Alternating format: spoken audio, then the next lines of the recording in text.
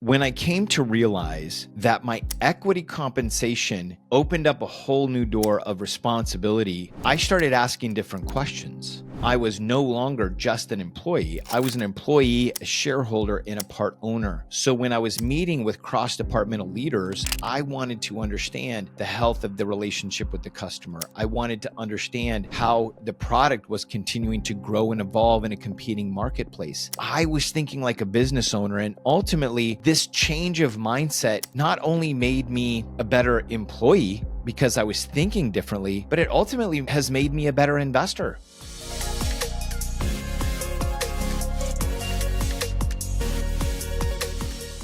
Hello, and welcome to this episode of Tech Equity and Money Talk. Let's get into it. So, as a technology employee, when you sit down with the HR representative or your manager and you get to review the stock agreement and you understand your grant, you understand the type of equity you're going to get, and you sign on the dotted line, you at that point become a shareholder and part owner in the company. Congratulations. You have now been able to get awarded equity as you're trading your time and talent there. So what does that mean? What does it mean to be a shareholder and an owner of the company? I know for myself, when I got the stock agreement for Splunk in 2011, I knew from doing the work, the due diligence, and pursuing the company, it had a value. And I was excited about that. But I was not clear on what does that mean for me. I knew that I'm thinking like an investor. I'm now a shareholder in the company, but how does it change how I act? And as I consulted mentors, they let me know, you do need to act like an owner. You need to act like a shareholder if you own these shares. And so that's what I want this episode today to be about, the shareholder owner mindset, because this is often overlooked among technology employees working for equity. I think many times I see the value of equity diminished. People see it as, oh, maybe this is a bonus or something. But the reality is if everybody saw the value in being a shareholder in the company and acted like an owner, the results that you would have in the way these companies would perform in the marketplace would be exponential. It's true because being part of some hyper growth companies, and I can think specifically about Splunk, I think specifically about GitLab, everybody in those companies was very focused on rowing the boat in the same direction of moving the mission and the vision of that company forward. And everybody thought a lot about what it was to be a shareholder, what it was to think about the company. And so I want to break down this framework for you today of how do you think about being a shareholder in a tech company. So let's look at the leaders. So in Splunk, our leader was Godfrey Sullivan. He was not the founding CEO. He was brought in. He was given a significant amount of shares as well. So he was a shareholder owner. And a few of the things that he really embodied as that owner is he cared deeply about the company mission and vision. Arguably, he had the ability to help set that, but it was something that they got a lot of people to contribute, especially to our values as well. But our values, our mission, our vision, he held that out in front of him, and you could hear when he was talking, that was always out in front. He also had an outside-in focus. What is the outside-in focus? The outside-in focus, when you're thinking about business, is customer, then company, then division, then department, then team, then yourself. You're thinking outside first and then in. These CEOs or C-suite executives that are large shareholders, the ones that are successful, have that mission, vision, value focus, outside in focus as well. And ultimately, they also care about the success of the customers and the employees. They truly want to see customers succeed with the products, and they want to see employees succeed in that particular company. I think those three things really embody CEOs and leaders of companies who are not founders, but really think as shareholders. And so, how does that translate to you? Like, what are some things that you can do now that you are working for a technology company? You have an equity compensation package. I want to take these three things the way that C-suite executives who are larger shareholders in the companies, the way they think, and translate that into some actionable steps that you can take. And these were things that while I was working at these different companies, I really thought and tried to be very intentional about, because what I saw is that the more people that could act like owners, the greater success the company would have. And for those of you who've been a part of it, who've seen it, this comes to mind immediately. And I think that all of us, if we all embody these types of actions, that this discipline can push out from ourselves. This attitude can become infectious.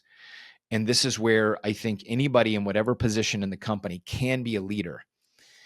And I think, let's walk through these right now to show you how some of these actions can teach you how to act like a shareholder owner of the company. So, number one is get to know the product and how to pitch it. And I'm not saying that you have to know all of the details, but you should understand what is the problem that your product solves for the customer, and be able to talk and give the high-level pitch of what that is. Because ultimately, owners should be ambassadors for their company. If you are a shareholder owner, you should be out in public, if you're traveling for your company on a plane, and being able to have those conversations. How would you feel if you were in a conversation with Tim Cook of Apple and he was unclear on the iPhone or the value that it provided or different Apple products? Be shocked. And the reality is, if you and individual contributors, and I'm not saying you could be a manager, you could be an executive, but if you are really understanding and can talk about the product and pitch the product wherever you are, then that can have a larger impact on the company. I remember at Splunk, the mantra there was everybody works for sales, and there was an encouragement to know and understand the problems that the product solved, some of the key use cases, so that if you were on a plane and you got into a conversation and people were asking you what you were doing, hey, I could pass out a business card. I could articulate the software, the problem that it solved. And if somebody was interested, I could then pass that lead off to sales.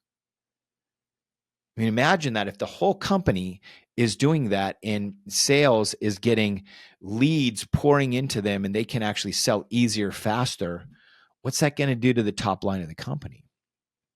You start understanding how this works. So thinking like a shareholder and an owner, you want to know your product and you want to know how to pitch it. You want to be an ambassador walking around for your company. The other thing that's really important, and this goes to how great leaders really care about their employees and the attitude of the company, is that You want to be able to be a cheerleader for your team and your company, especially through challenging times. Working in technology companies is hard, right? We work and we solve difficult problems every single day. We have to do it quickly. And there's a lot of demand from customers to make sure that we have uptime, that there's no defects, as well as it should be. It's a hard working environment. And sometimes when there's challenges, when there's headwinds, it's easy to get down. Great leaders motivate, and this is where everybody acting as a shareholder, encouraging other team members, motivating other team members is really important.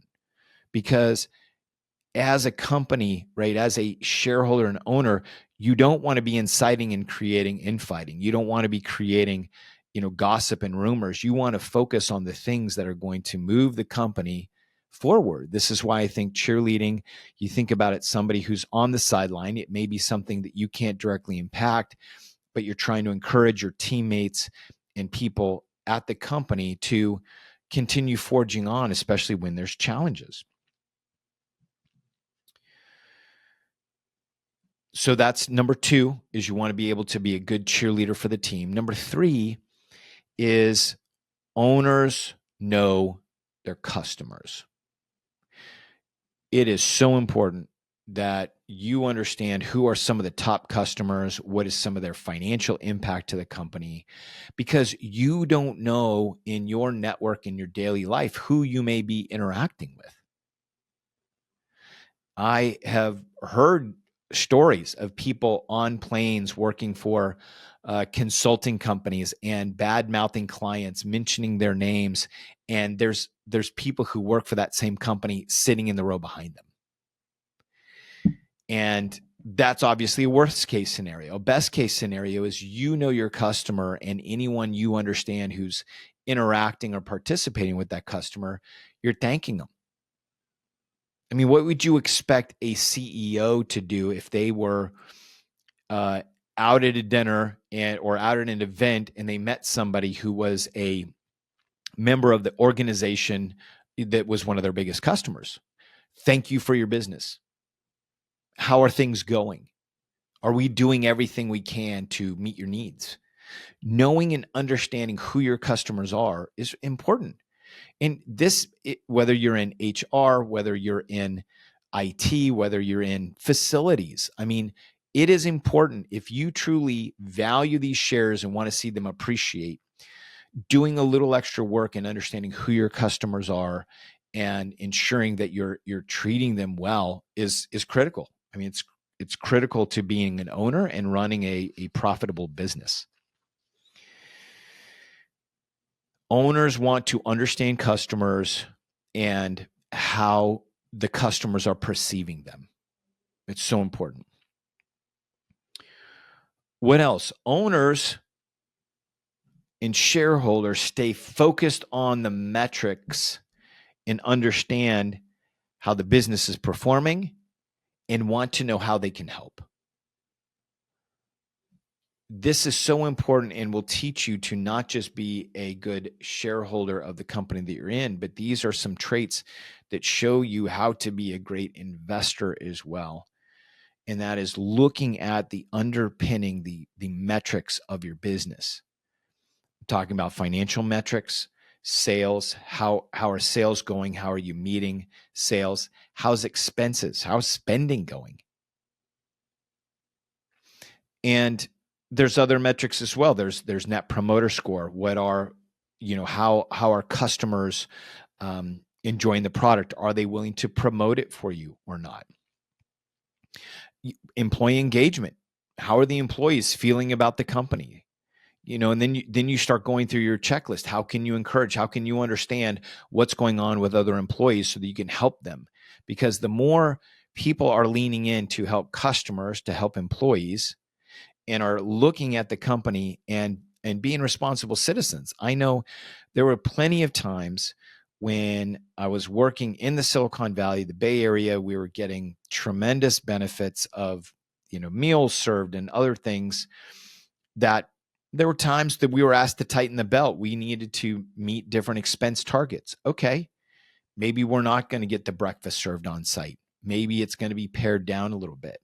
But because we're owners, I realize that getting breakfast served on Friday is less important than seeing my stock price go up, is less important than our leadership team reading out to the street that we met our expense target or exceeded it, got closer to, or became profitable.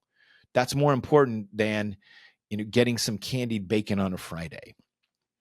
And these things all add up, right? Micro moments with your team, micro moments contributing as an owner lead to macro movements. This is why this is so important for technology employees to understand, is that when you're thinking like an owner and you're surrounded by people that are thinking this way, you're educating people that are thinking this way, your larger team is going to win, and that is going to lead to better performance as a business, and then that can translate to market upswings. It's critical. The fifth one is, shareholders keep their eye on the ball, meaning that you want to be understanding how things are trending and evaluating the investment of your time and talent. Because ultimately, you are a shareholder. You are not the founder. You have different responsibilities, and you also have different abilities, meaning that if this no longer becomes a good investment of your time and talent, you can take it and go invest somewhere else. You can, hold on to the stock that you've vested so far and exercised if you needed to, if you had options. You could take that and go somewhere else. It's so important to understand as an owner and a shareholder that you want to make sure that you're making decisions for yourself in your investment. And I want to talk a little bit about some of the red flags, some of the things that you may want to think about, because your time is your most valuable asset. And when you are somebody who's building equity by trading your time and talent, you want to be thinking like a shareholder, as I called out in these steps. At the same time, you also need to be honest in your evaluation of this investment to understand if you want to continue to invest or not. So let's go through, so you can act like a shareholder, get to know your company's product and how to pitch it. You want to be an ambassador for your company, be a cheerleader for your company, for your team members, encourage them, especially when the going gets tough. Owners and shareholders know your customer, know who they are. And then again, going to number one, if you can pitch, you can make sure that you're checking in, seeing how your customers are doing, or potentially helping acquire new customers. Stay focused on the metrics and ask how you can help. And the last one, number 5, is just keep your eye on the ball. Keep your eye on the ball, understand how things are trending, and then evaluate your investment. So as you're thinking like an owner, as you're managing your investment of your time and talent, you want to be understanding what are red flags, what are some warning signs that tell you that this may not be a good investment of your time and talent. The exit slipping. If you are at a pre-IPO company, a pre-acquisition company, you're at a private stage and your stock's not liquid, that's a huge issue, because the value in your stock, the ability to divest it, comes with liquidity. And so if you're looking at what was a planned exit and it gets pushed back 6 months, it gets pushed back a year, gets pushed back 18 months, at that point, you need to take stock. You need to go back to some of those metrics. You need to understand what is happening with that particular company to see if it's still a good investment of your time and talent. I was talking with somebody, having a coaching session with somebody the other day, and they were mentioning to me that they'd been with a company for 4.5 years, and the IPO had been pushed 3 times. and now there's a big question mark. At that point, you would want to, if you are being conservative with your time, you would want to then identify what equity you want to take with you, and you would want to then plan to take your time and talent elsewhere, because it's possible that this one is not going to make the IPO. A lot of other factors in there, but I'm just trying to make sure that you're thinking like an owner. And if you're seeing a lot of risk, don't hesitate. This is why you have the flexibility. Another reason that you would want to take your time and talent off the table is you see company metrics moving in the wrong direction. If sales are starting to be missed, if growth is slowing down, if the expense line is ballooning for some reason, and this is something that, public or private company, you would be concerned that this is going to impact growth. And so if your organization is setting targets and not hitting them and consistently missing them, that is also another red flag that for you as an owner of your time and talent, primarily, you would want to look and say, do I make another investment? The third one is looking out for cultural shifts. Many times as companies grow, change, and evolve, the culture can change as well. I've seen it, and it's not necessarily a bad thing. Sometimes the culture, when companies go from startup mode to scaling mode, there's a significant change in culture there, because some of the traits that got you through startup mode will also keep you there and won't allow you to scale. So there is a need for change. In startup mode, things can be done very ad hoc and differently. As you get to scaling mode, well, you actually need to standardize some things. You need to emphasize some more boring solutions and less, unique solutions, if you will. You also need to start preparing for different types of audit. You need to be preparing for different security posture, so that can change the way that you operate. And as you continue to scale and grow, that's going to happen as well. So look for the culture shifts and trying to understand, are those culture shifts impacting the way that you work, the way that you want to work? Is it still a fit for you? Or is it something that's truly going in the wrong direction with some new leadership brought in, and it's really taking the culture into a toxic environment that you don't want to be a part of? All those things are important to consider.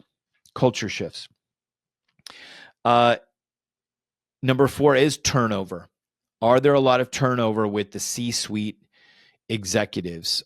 This can be called rotating door syndrome. But if you see a lot of C-suite going in and out and a lot of churn at that level, it is hard to get traction and build and grow the company.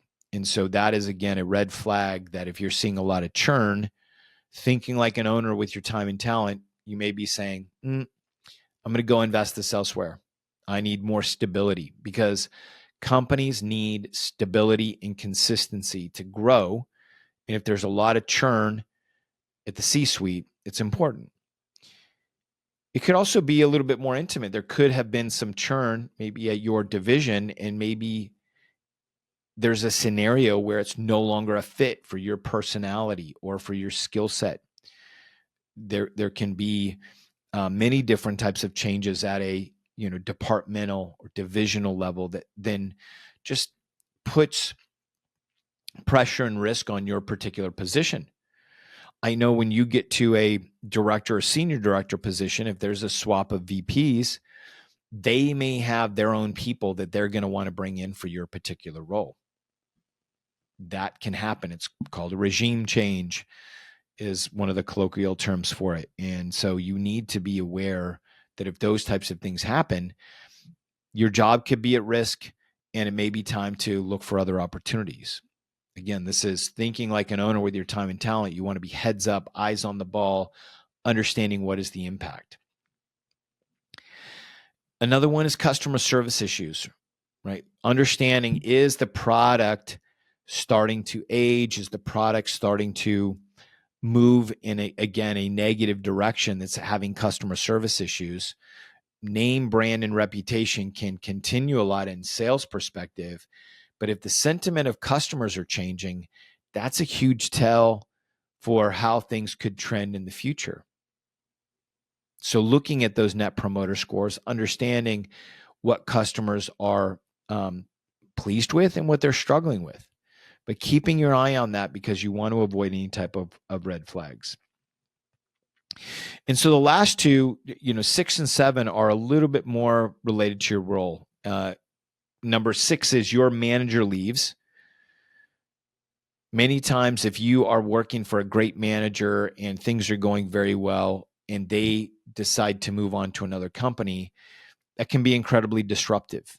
And it may put your growth in perspective, especially if you had great alignment with that person. So again, you want to examine the scenario and understand, am I going to be participating in the interviews of the new person who's coming in? Now that my manager's left, do I really want to stay? But that's a big indicator that you want to evaluate. Is this the best fit for your time and your talent? And the last one is you're too comfortable. You get too comfortable. I mean, that's something that we all have to ask ourselves from time to time is, am I getting too comfortable in this role that potentially the value of my career capital, my expertise is moving backwards? I'm in a maintenance mode. I'm not in a grow mode anymore. We need to ask ourselves those questions because that is us truly looking at our time and talent and saying, am I increasing the value or is it stagnating? Now, keep in mind, there are times when we rest and we vest. It's true. There's times when we need to slow down the growth at work. And I'm saying slow, not stop. We always want to make sure that we're growing. There's some level of challenge. However, there are times when your family, if I know that when I was growing my family and we were having young kids, being in a role that I understood very well and having the day-to-day challenges, but not seeking new levels and not seeking promotions at that point in time was really important because I did not want to tip myself over. I wanted to make sure that I was great for everybody. I was doing well at the office. I was also doing well at home. That's different than you being too comfortable.